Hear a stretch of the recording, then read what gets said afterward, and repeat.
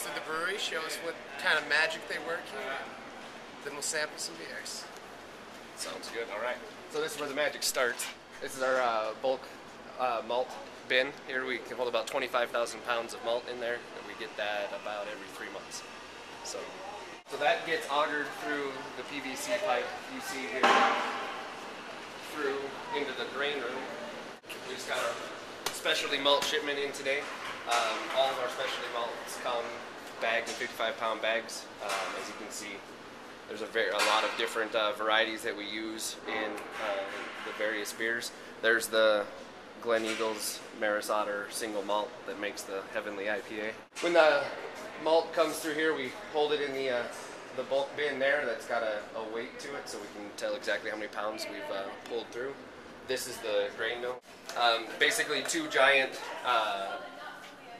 metal drums in there, called a drum mill, that we have spaced at 2.5 millimeters, and the grain rolls through there, and it doesn't crush it, it just splits the hulls.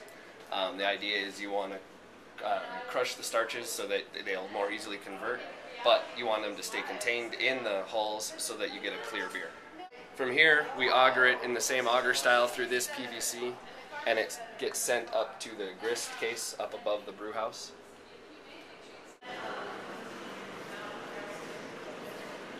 Goes up into the grist case, and at that point we have foundation water in the mash tun. We mash in at about 150 to 154 range, depending on the beer.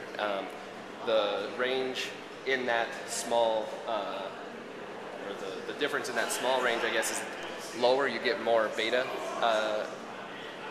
short chain sugars, which creates more body. At higher you get more alpha long chain sugars, which creates more alpha. Sits in there for about 45 minutes to an hour, and that's where the conversion occurs to our 2 different kinds of sugars.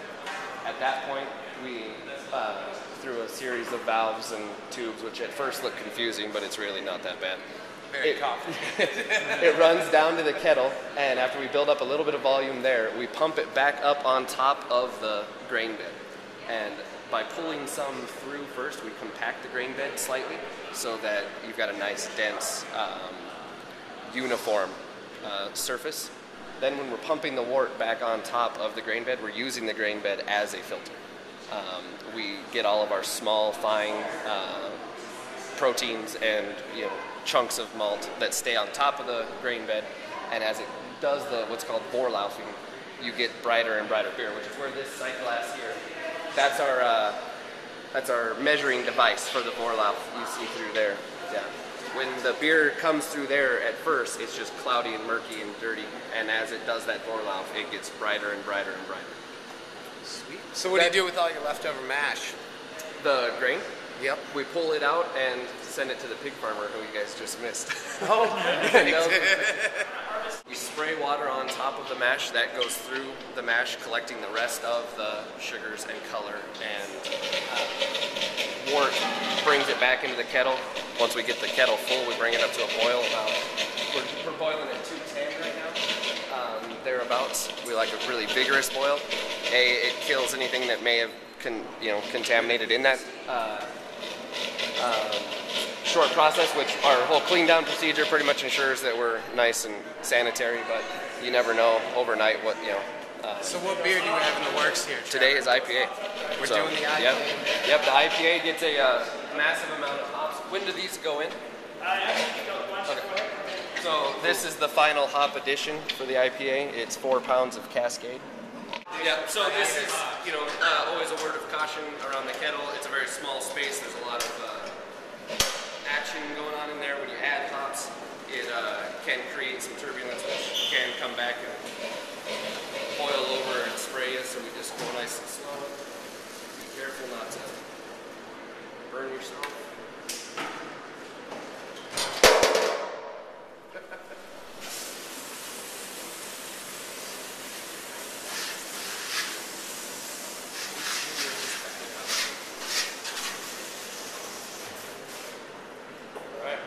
Here's our cloudy. Yep, looks like cloudy split pea mash. soup in there, but that's all the hops. That's what the boil does when it's really vigorous, to make sure that those are getting completely mixed through the solution. That was the final addition, so the boiler will be shut off here in about 5 minutes, and then we'll start the whirlpooling process to get ready to start what's called the pump over from the kettle into a fermenter. And what do we have? We got our fermentation tanks over here. These are all of our fermenters. Yep. So nice, vigorous fermenting going on. We are. Already. We're fermenting well. This beer just went in last night, and you can see it's rocking and rolling. What beer is that there? That's the bitter. I've been hooked on that lately. It's been from 4 days to a week. It's pretty fast in an actual fermentation stage, and then we do what's called bunging. We just kill the CO2 blow off from the yeast so that it captures it in the tank, and then over a 3-day period we lower the temperature to a final temperature of 39 degrees to prepare us for transfer to the condition room. And that adds carbonation?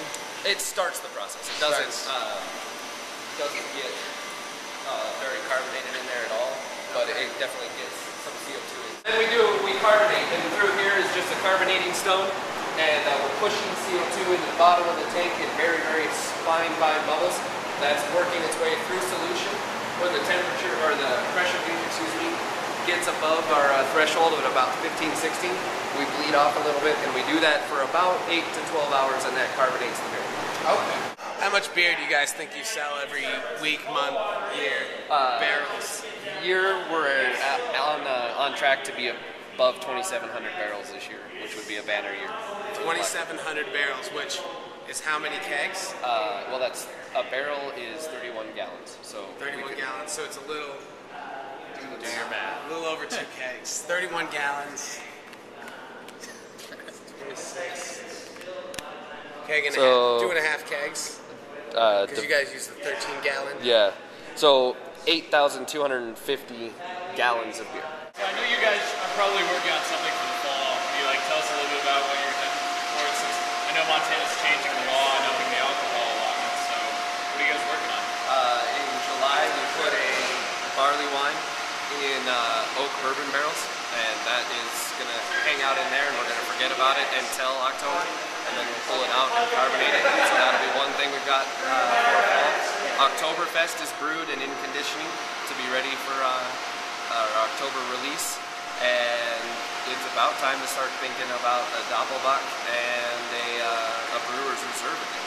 So right now we're in kind of the last part of the heat of the summer, and in the next few weeks Sean will get a little bit of breathing room, and some very awesome beers are going to come out.